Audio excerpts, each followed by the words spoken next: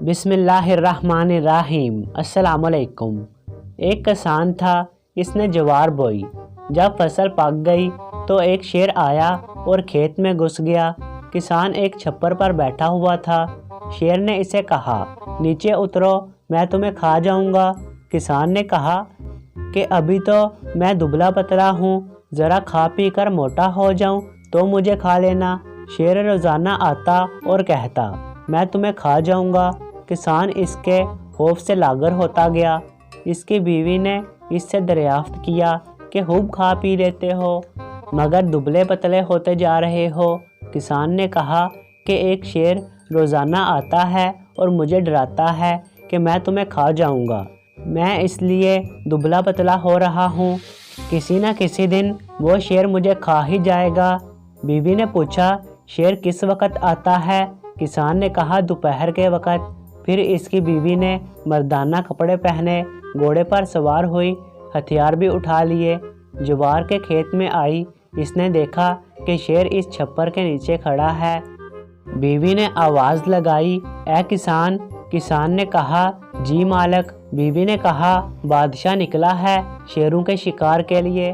تم نے آس پاس شیر کے پاؤں کے نشان دیکھے ہیں، پچھلے سال کے یا اس سے بھی پہلے کے؟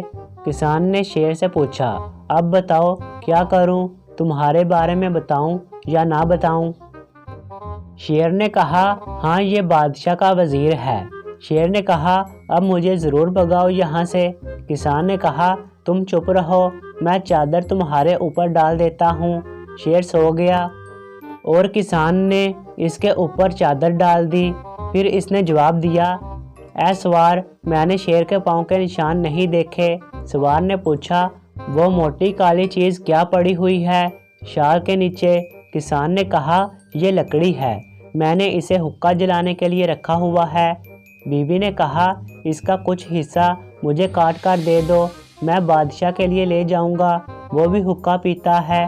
کسان نے شیر سے پوچھا، اب میں کیا کروں؟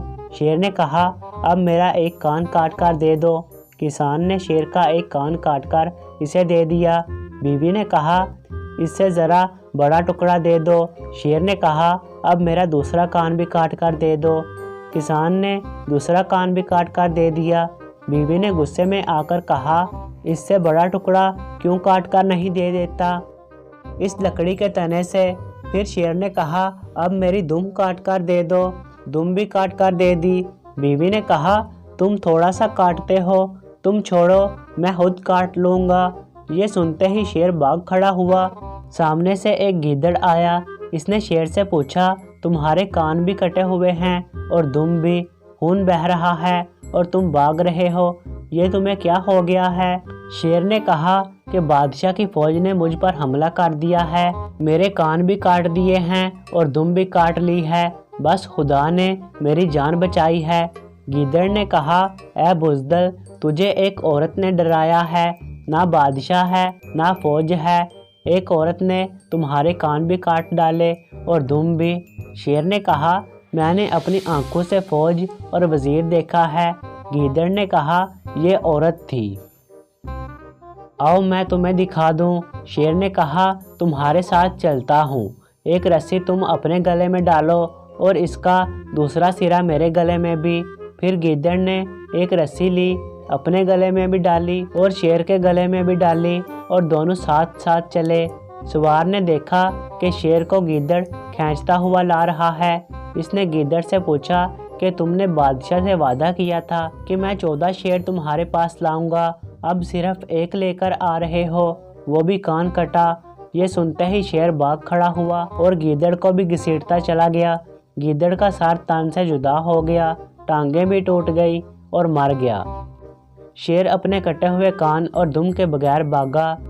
اس کے بعد کسان اور اس کی بیوی کھیت میں خوشی خوشی رہنے لگے۔